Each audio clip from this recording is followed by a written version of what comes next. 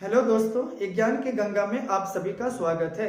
दोस्तों, आज हम भारत मालदीव विवाद के बारे में बात करेंगे। आखिर क्यों भारत मालदीव का बहिष्कार करने लगे और क्यों ट्विटर पर बायकॉट मालदीव ट्रेंड करने लगे। आइए हम उन सभी के बारे में बातें करेंगे। किसी भी देश का जब भी कोई देशों के विवादों के बारे में जानना होता है ना, सबसे पहले जरूरी होता है कि आखिर उसका लोकेशन क्या है। तो हम पहले भारत और मालदीव का लोकेशन देखते हैं। आइए, तो पहले ये आपका है भारत, और भारत के नीचे में आपका एक मिलेगा सागर जिसका नाम था हिंद महासागर। और हिंद महासागर जिसे इंडियन ओशियन भी कहते हैं। तो हिंद महासागर में एक द्वीप है श्रीलंका, और इसी श्रीलंका के बगल में है आपका मालदीव। और ये मालदीव लगभग 1200 द्वीपों का एक समूह है जिसकी राजधानी है माले। माले था इसकी राजधानी। अब देखिए, विवाद शुरू कहां से होता है ना, तो मालदीव में पिछले साल आम चुनाव होते हैं, और इस चुनाव में ना जो जीतते हैं उनका नाम था मोहम्मद मोइजू। वर्तमान में मालदीव के राष्ट्रपति यही मोहम्मद मोइजू है। ये जब चुनाव जीते ना, तो इनका लगाव भारत से बहुत कम थे, यानी ये भारत विरोधी थे। भारत के प्रति इनका झुकाव बहुत कम थे। इसलिए ये जब चुनाव हुआ तो उसमें बायकॉट इंडिया के नारा भी, ट्रेड भी बहुत ज्यादा करवाए थे और बहुत ज्यादा विवादों में रहे थे यहाँ पे। तो ये जब राष्ट्रपति बन जाते हैं ना, तो राष्ट्रपति बनने के बाद मालदीव में जब भी कोई राष्ट्रपति बनते हैं ना, तो वो भारत की यात्राएं करते हैं। लेकिन ये साहब क्या किए, मोहम्मद मोइजू पहली विदेश यात्रा करता है तुर्की का, और दूसरा विदेश यात्रा करने जा रहा था कहाँ, चीन का। और किए भी, ये चीन चले जाते हैं। यहाँ पे आपका चीन है, वहां की यात्राएं करती है। अब बताइए, चीन की यात्रा यानी भारत का संबंध जिनके साथ खराब है, उनकी ये यात्राएं करने जा रहे हैं। अब यहां से अगर चीन उठ के यहां अगर चले आए, तो यहां आ जाने के बाद यहां अगर सैनिक अड्डा बना लेगा चीन, तो यहां से भारत को टारगेट करना बहुत आसान हो जाएगा। इसलिए भारत का भी जिम्मेदारी बनता है कि उन चीन को वहां पे रोका जाए और मालदीव को कुछ सबक सिखाया जाए। देखिए, अब ये जो आपका मोहम्मद मोइजू है, ऐसा नहीं है कि भारत और मालदीव के बीच रिश्ता अभी खराब होगा। इससे पहले बहुत अच्छे रिश्ते थे।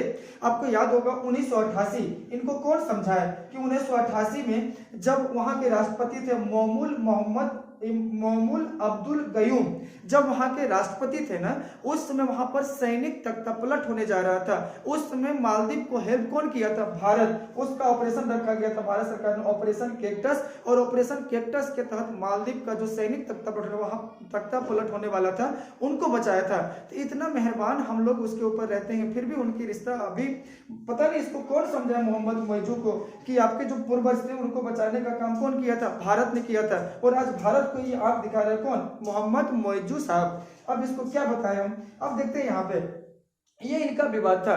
तो अब देखिए, जो मालदीव है ना आपका, मालदीव का पूरा अर्थव्यवस्था, मालदीव का पूरा कमाई जो होता है ना, वो पूरा का पूरा टूरिस्ट पे डिपेंड करता है। टूरिस्ट क्या होता है, जितने भी यहाँ पे टूरिस्ट पर्यटक लोग घूमने जाते हैं ना, उसी पे डिपेंड रहते हैं। जितने यहाँ लोग पर्यटक जाएंगे घूमने मालदीव, उसी से इनका इनकम होता है, उसी पे डिपेंड रहते हैं। तो भारत से ना लगभग हर एक साल, 2023 का रिपोर्ट है, 2023 में लगभग यहाँ से 2,10,000 टूरिस्ट गए थे कहाँ, मालदीव।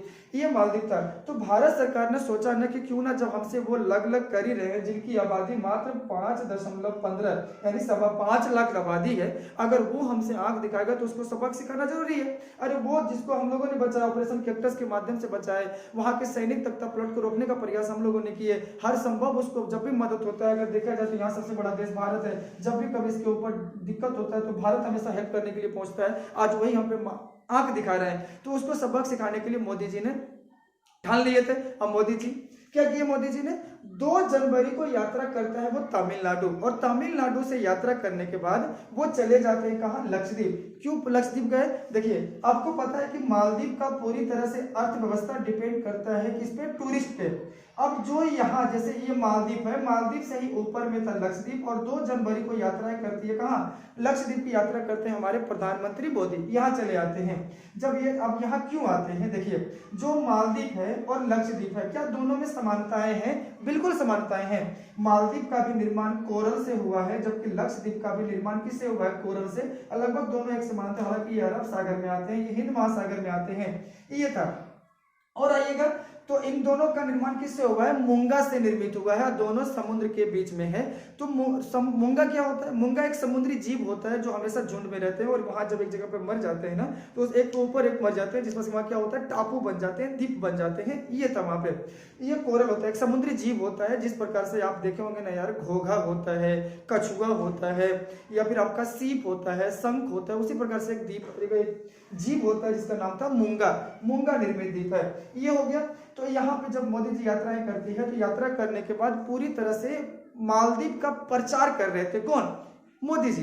वो कहना चाह रहे थे कि जो आप लोग यहाँ जाके देखते हैं मालदीव जो घूमने जाते हैं उससे बढ़िया कहाँ घूमिए जाके? लक्षद्वीप, क्योंकि ये भी मूंगा से निर्मित है, ये भी मूंगा से निर्मित है, ऊपर से ये हमारे देश में है। और जाहिर सी बात है जो हमको ये छोटा सा देश हमारे ऊपर जब उंगलियां उठा रही है, हमारे ऊपर हमारे दुश्मनों से जा जाके मिल रहा है, तो इसको तो सबक सिखाना चाहिए। हम सभी देशवासियों का भी जरूरत बनता है मदद यहाँ पर कि हम लोगों को यहाँ पे क्या करना चाहिए? मालदीव का बहिष्कार बिल्कुल करना चाहिए। क्यों जाएंगे मालदीव घूमने के लिए? तो वही मोदी जी यहाँ गए और वहां जाने के बाद मालदीव का बहुत ज्यादा लक्षद्वीप का इतना ना प्रचार कर दिए, फोटो वगैरह वीडियो वगैरह सोशल मीडिया पे डाल दिए। सोशल मीडिया पे डालते ही पूरा का पूरा फोटो उसका क्या हो गया? वायरल हो गए। जैसे उनका फोटो वायरल हुआ ना, तो वायरल होने के बाद यहाँ को मालदीव का एक मिनिस्टर साहिबा थी, उन्होंने कमेंट कर दिया, उसे जोकर वगैरह कुछ कुछ बोल दिए थे कि मोदी जी को। आज जैसे ही बोले तो भारत के लोगों ने उसको आड़े हाथ लिया।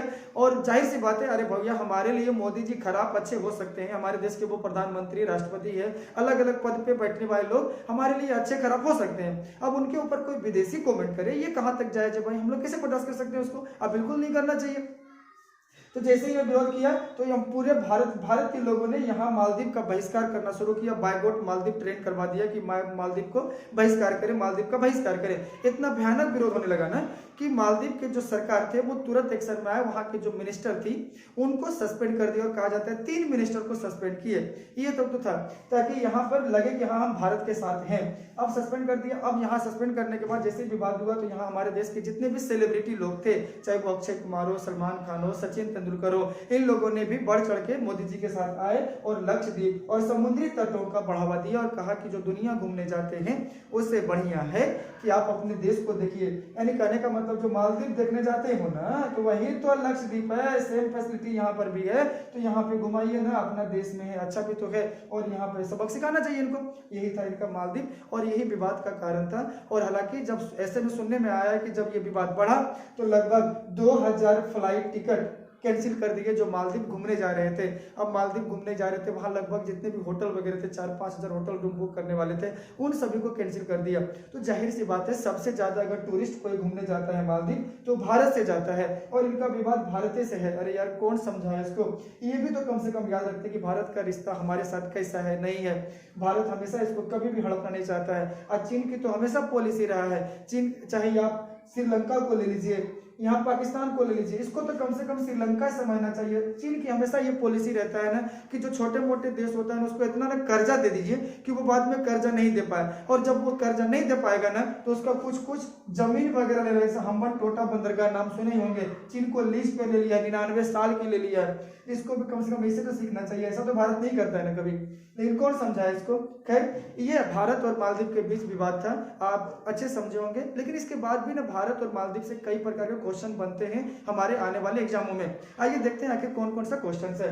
पहले मालदीव और लक्षद्वीप, इन दोनों के बीच में ना एक रेखा आता है, नाम है उसका 8 डिग्री उत्तरी अक्षांश। कहेंगे यार उत्तरी अक्षांश क्या होता है? भारत के जो पृथ्वी गोलोक होता है उसमें एक देशांतर होता है, एक अक्षांश होता है, ये कभी बात करेंगे अलग से। लेकिन फिलहाल ये जानिए कि 8 डिग्री उत्तरी अक्षांश है, और इन दोनों के बीच में कौन सा 8 डिग्री उत्तरी अक्षांश। और यही 8 डिग्री उत्तरी अक्षांश आगे चलकर 9 डिग्री 10 डिग्री धीरे धीरे करते करते 27.5 डिग्री बनता है, जो कर्क रेखा बनता है आगे जाके। तो यही वाला है। अब अगर यहाँ जो लक्षद्वीप है ना उसका सबसे निचले वाला द्वीप का नाम है मिनिकॉय, और मिनिकॉय और लक्षद्वीप को अलग करती है 9 डिग्री चैनल, 9 डिग्री उत्तरी अक्षांश। अब आते हैं ना, ये वाला था आपका तत्काल कौन सा?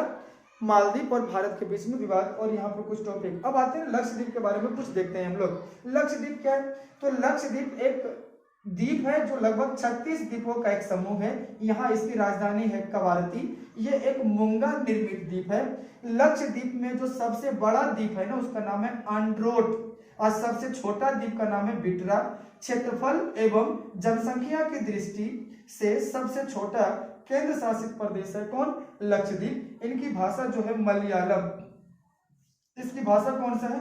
इसकी भाषा है मलयालम, इसकी भाषा है। और इसका जो हाई कोर्ट है ना, इनका जो हाई कोर्ट है, ये लक्षद्वीप वाले हाई कोर्ट के लिए कहाँ आते हैं? केरल। कहाँ आते हैं?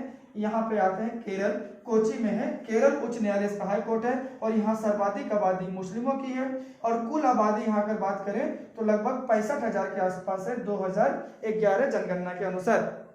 ये था लक्षद्वीप के बारे में। अब ऐसा और देखते हैं भारत और मालदीव के बीच में ना कुछ सैनिक अभ्यास भी होता है, सैन्य अभ्यास भी होता है। कौन कौन सा सैन्य अभ्यास होता है? तो उसमें जो सबसे पहला सैन्य अभ्यास होता है ना, उसका नाम है एक्वेरिन, जो बहुत ही फेमस सैन्य अभ्यास है। भारत मालदीव संयुक्त सैन्य अभ्यास में एक्वेरिन है। उसके बाद है एकथा, एकथा भी होता है। और एक पहले होता था दोस्ती, जो 1995 में हुआ था, हालांकि अब बंद हो गए हैं, लेकिन एक दोस्ती था। जो सबसे फेमस है वो है आपका एकता, जो 2023 में भी हुआ था। एक्वेरिन भी हुआ था 2023 में। आई होप आप भारत मालदीव के बीच विवादों को समझे होंगे और उनसे बनने वाले कुछ क्वेश्चनों के भी देखे होंगे। हम लोग मिलते हैं अगले वीडियो में। अगर वीडियो आपको अच्छा लगे तो प्लीज लाइक सब्सक्राइब जरूर करें। हम मिलते हैं अगले वीडियो में, तब तक के लिए जय हिंद।